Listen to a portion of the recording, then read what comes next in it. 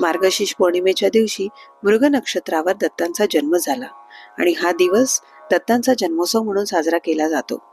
दत्त जयंतीच्या निमित्ताने गुरुचरित्राचे पारायण करण्याची प्रथा आहे. गुरुचरित्र पारायणाचे अनेक लाभ आहेत. तर बघूयात गुरुचरित्रातील प्रत्येक अध्यायाची फलश्रुती. अध्याय 1. नित्य गुरुचिंतनाने संपूर्ण जीवन मंगलमय होते. अध्याय 2. कलिबाधा व सर्व रोगबाधा नाहीशी होतात. अध्याय 3. गुरुकोपाचे शमन होते, व्रताची पूर्तता होते. अध्याय 4. श्रीछलनाचा दोष जातो व स्वहिताचे रक्षण होते. अध्याय 5. शारीरिक व्यंग्य नष्ट होतात, ज्ञानाची प्राप्ती होते. अध्याय 6. दैवी कोप दूर होतो, विद्या प्राप्ती होते. अध्याय 7. पंचमहापापादी सर्व पातके नाहीशी होतात. अध्याय 8. बुद्धिमांद्या नाहीसे होतात, विवाह कार्य सुलभ होते. अध्याय 9. सर्व शुभकामना गुरु कृपेने पूर्ण होतात. अध्याय 10. नवस फळाला येतात, चोरीचा आळ दूर होतो. अध्याय 11. वाचा दोष तसेच वेड नाहीसे होते. अध्याय 12. संकटे, दैन्य, दारिद्र्य यांचे निवारण होते. अध्याय 13. सर्व प्रकारच्या पोटाच्या व्याधी नाहीशा होतात.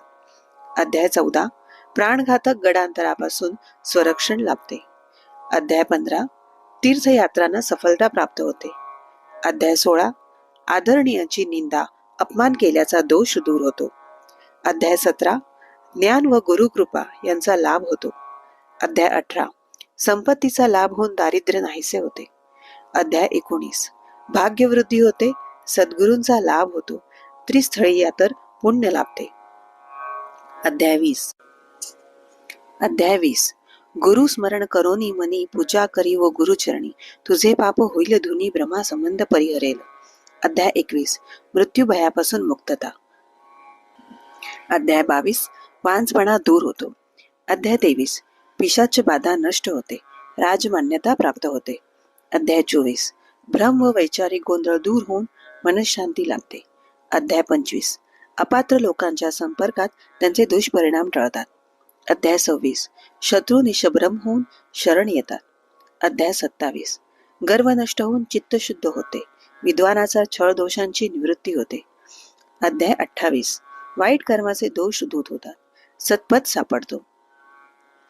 अध्याय 29. श्रीछल दोष वासना दोष दूर होऊन पावित्र्य लाभते. अध्याय 30. कुमारिकांना इच्छित पतीची प्राप्ती होते, सौभाग्य वृद्धी होते. अध्याय 31. पतीवर येणारे विघ्ने टळतात. अध्याय 32. वैधव्याचे दुःख टळते अथवा सुसह्य होते. अध्याय 33. वचन